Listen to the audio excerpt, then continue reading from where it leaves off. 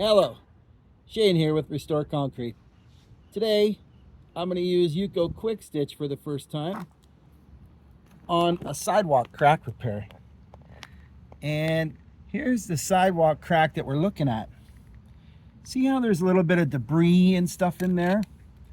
We've got to get that blown out. Now, best practice, industry best practice, is to take and clean that out. Get as much debris out of there as you can. You don't want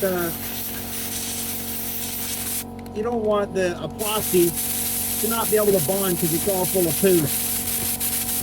So let me start by opening up that spot for it to flow into. Now, we got this here. I got another rock that doesn't really want to come out. That's okay, it's just staying in there too. That's just fine. We're not repairing a control joint. So here we are. I'm taking all the ugly stuff out of there.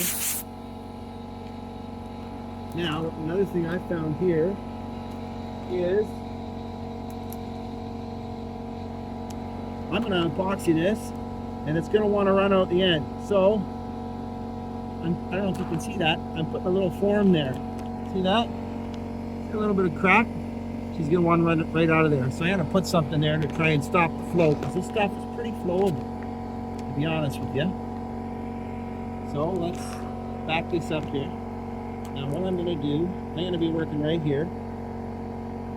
I got this one piece that came out, and what I'm actually going to do is use the QwikStitch, put that back in there, and then I'm going to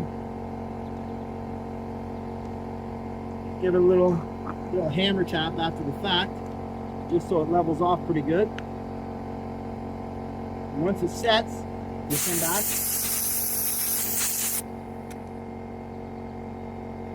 Yeah, that doesn't want to come out, which is great. You don't have to have it come out. Now, when you're doing this, the other thing is, wear your PPE. We're using urethane, polyurethane, and epoxies and stuff. It's really easy to get chemical burns or splash something in your eyes or on your skin. And I also wear rubber gloves. And I know the first thing guys will say, I don't like those rubber gloves, they make my hands sweat. Well, you know what? It's better than dermatitis. You know, if you can't do rubber, do latex, whatever. Just take care of yourself, please. I've Humpty Dumpty'd myself a bunch of time over the years, and it's really not worth it. So, this is the product we're using today. I'll give you a little close-up of it. Euclid QwikStitch. And my supplier said this stuff is amazing. Comes out really watery. There's a little valve, flow valve, that goes in there. And he said it's really important to put the flow valve in there, or the stuff's just going to want to piss all over the place. The flow valve is this little thingamabobber, and then it goes in the top of here to control your epoxy from literally just pissing all over the place, which is what we don't want. So we got our flow valve in there. Now we're going to screw it on.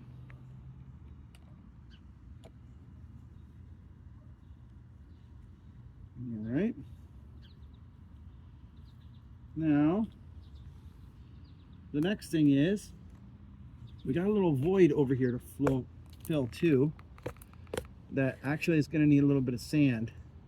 They say for some of the deeper stuff, put it in layers. So I'm going to put one little layer of sand, as you can see here, but I didn't fill it right to the top. So we'll start with that. We'll see how it goes. Okay, you can see me working here, so let's get the it's flowing through the gun really good now. Don't want to get too wild. This is this high thrust gun, right? So it will come out quick. And there you go. It's already filled that up. What I'll do is I'll go along and I'll fill the cracks and inject these cracks. Now this stuff's really flowable, like it's very, very liquid. So got another crack over here We're going to put a little bit more sand in there, and I'm going to put some more on top. And that's how they say to do it, in layers. And then you're just going to go along slowly, because this is such a liquidy product. Slowly go along and fill the crack.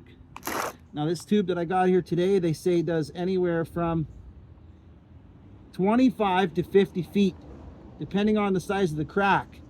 But really, it's quite variable. And what I'm finding here now is that it's just flowing right into that crack, right? So what they say you want to do is you put the silica sand in there to help cover it up. If it's just flowing through and you find, like I did, that this stuff is going right through, then you have to have the silica sand in there to help hold it. So now I've got this little piece I wanted to put back in there. So I'll give it a little bit of juice there. I'll give it a little bit of juice on this side. I'm gonna do a little bit of artwork here, kids. There you go. There you go.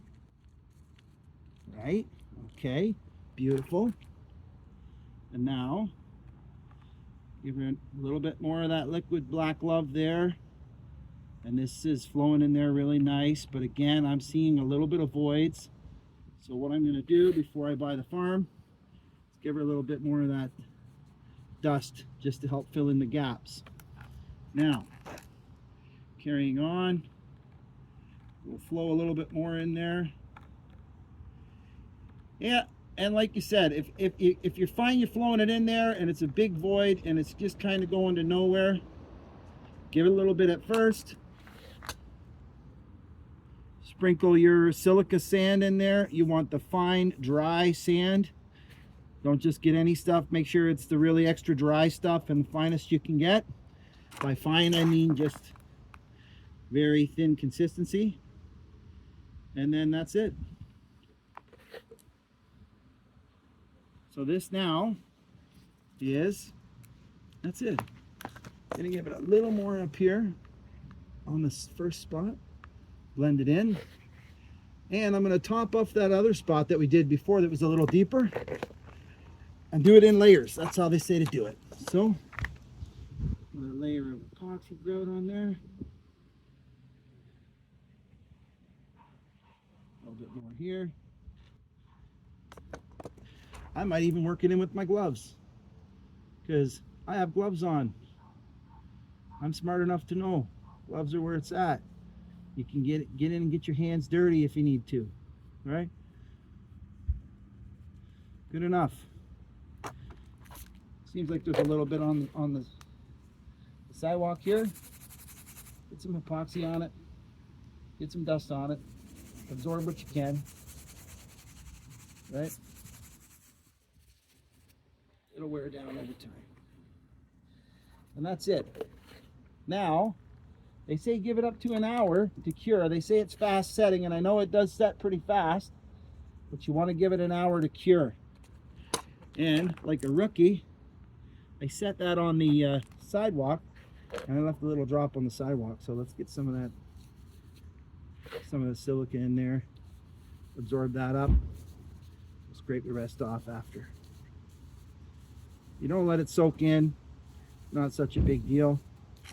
We don't live in a perfect world, so if you're making some happy little mistakes, you're still out doing stuff. You're learning. You're enjoying life. So, just a little camera action here. This is what she's going to look like after the fact. Sort of looks like the dog's breakfast. This will be stage 1.